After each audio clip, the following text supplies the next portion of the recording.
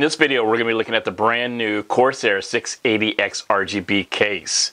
RGB because, well, as you can see, nice pretty lights.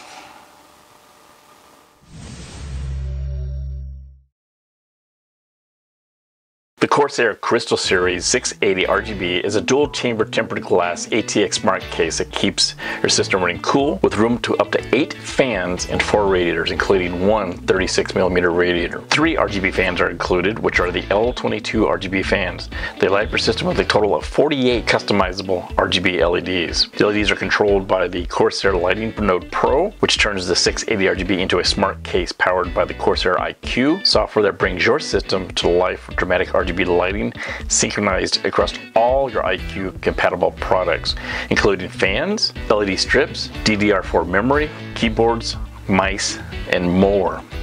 Show off the view of your PC's components with 3 tempered glass panels, one on the top, the front, and a hinged door side panel, while an optional vertical GPU mount allows you to put your graphics card center stage. Flexible storage options include installing up to 3 3.5-inch drives, 4 2.5-inch drives, with a totally tool-free mounts for high capacity and flexible storage configurations. On the front of the case, you will have high-speed USB 3.1 and Gen 2 Type-C ports. Dimensions of the 680X are 423mm long, 344mm wide, with 505mm high. This case is made out of steel, plastic, and glass. So the motherboards you can put in this case are eATX, ATX, Micro ATX, and Mini ATX. Clearances for your power supply are 225mm. Your GPU cooler, you can put a 180mm tall cooler in there.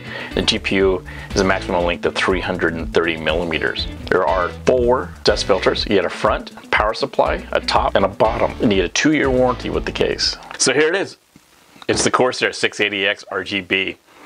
So it's the brand new case that just came out.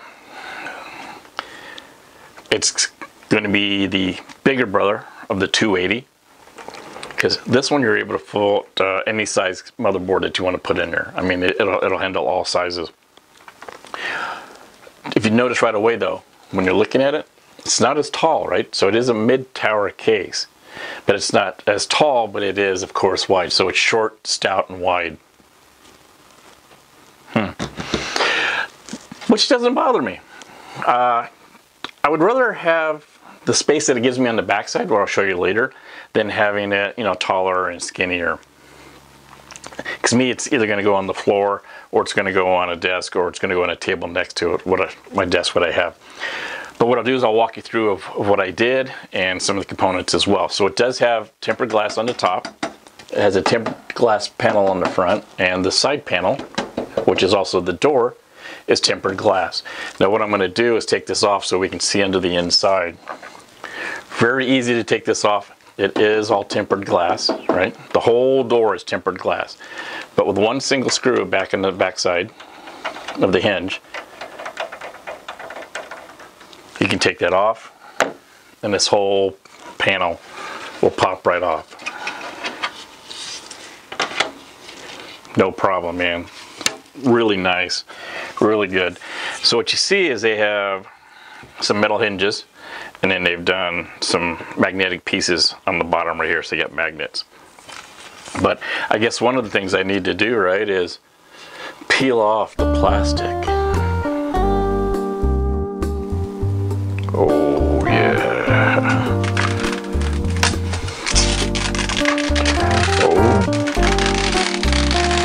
Oh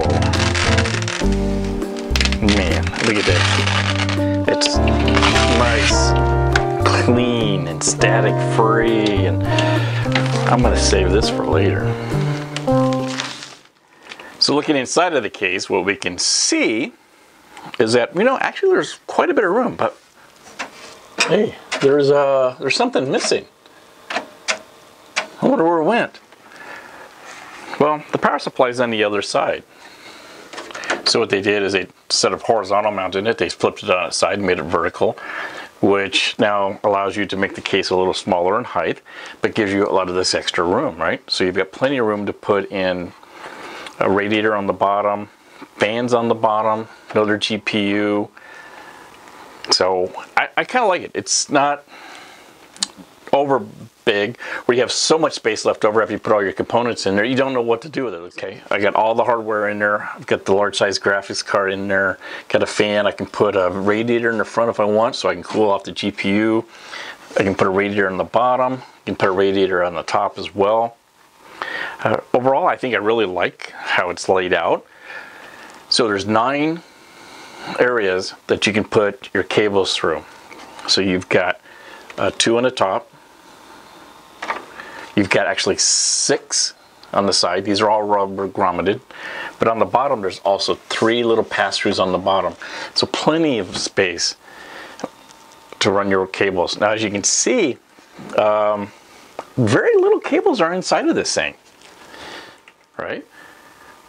So you've got the one for the power, and you get for the fans, and you've got your front panel mounts that sits on the motherboard. They're all there. Looks really good. That's why they designed it the way they did. They took the power supply out and put it onto the back side. Now, if I remove the other panel, it's got 2 thumb screws that you take off, and they are permanently attached. It is made of metal. There is a screen here. It is removable. Like it, leave it on. Don't like it, take it off. But this is where your power supply will breathe through. So this is where it takes the air in. So I would probably recommend go ahead and keeping that on in that place. So I'll turn it this way so that we can look. So now we get the power supply. It's sitting here, like I said, it's actually in the vertical position. Right above that, you've got a hard drive cage for your large drives, and then for your smaller drives, you got another one up here. Totally toolless. I mean, totally, completely toolless. No screws are needed to put anything together. These just actually just snaps in and out very easily. Great little setup there. Here you get the hard drive cages. You pull it out. You pop the drive into it. It actually puts 2 pins into where the screws are at. You pop it back in, and all you're done. But you can see here is where all the cabling happens. So you've got all this massive area to run all your cables and keep them out of the way on the front side. That's why this front side looks great. Very little cable management. I did very little cable management to get that front side looking so great.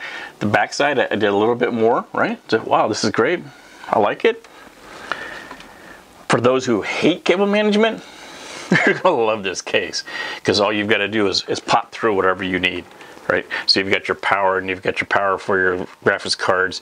You get your front panel mounts, and then your USB and other items on there. That's all you have to have on that side. You can jam everything on the back side. You don't even have to make it even look pretty. You can just jam all that crap back there, put the panel back on, and nobody's ever going to know the difference. What I did is I took a little bit of time, and I did try to make it clean up a little bit. But still, it was very easy because everything was already back here. So I just laid it down and go, okay, so the power goes here, blah, blah, blah, whatever. Again, highly recommend always use a modular power supply. That way you don't have to use all the cables. You just use the cables that you need. Easily expand. So if I wanted to add another couple of drives in there, I can plug in my next power cable and hook them right up. You get a huge, huge area back here for the motherboard, right? So if you want to change out your cooling, you want to upgrade, you want to do some stuff, all you have to do is power the unit down. Of course, you can remove the hard drive cages. You get all the access to there, put it right back together, boom, boom, boom, and you're all done. So on the hard drives, this is completely removable. You can remove the bottom and the top one. So up on the top, you have available for 4 for your SSDs. Let's say you only have 1 or 2. With the other empty ones, you can actually pop out. They just snap together. So you can only have 2 cages up to every one, or you need 3. If you want all 4, you can use those as well. So I know a lot of people are going to bitch, go, wow, look at the glass that's on top. It's going to restrict the air so much, blah, blah, blah, blah, blah. Really? Come on. I think sometimes people just put way too much emphasis on restriction of airflow. Sure, you're going to have some restriction of the airflow, but they're not that stupid to say, oh, well, we're going to go ahead and just kill your machine because we're not going to give you any airflow. Okay, so just quit the bitching and moaning about that part of it. I totaled it up, so you get 22 square inches of actual airflow that you can go through. So that's quite a lot. So if you're putting a radiator, if you're pulling in, or if you're actually pulling out, it's up to you. You're gonna have plenty of airflow to go through there. Also on the front side, they've got the glass. Yeah, it's got the glass, but again, it's got like a 1/2 inch all the way around. Plus they've got the slots on the side where a 1/2 inch by I think 1.5 inches. So lots of airflow. They designed it that way to make sure that they're not cutting down. It may look like it is, but it's not. So thank you, Corsair. The top panel, if you don't want the glass on top, is completely removable. All you gotta do is take the thumb screws, remove those. Quick and easy on that. And you can take that right off. Oh, look at this. I forgot there's more to peel off.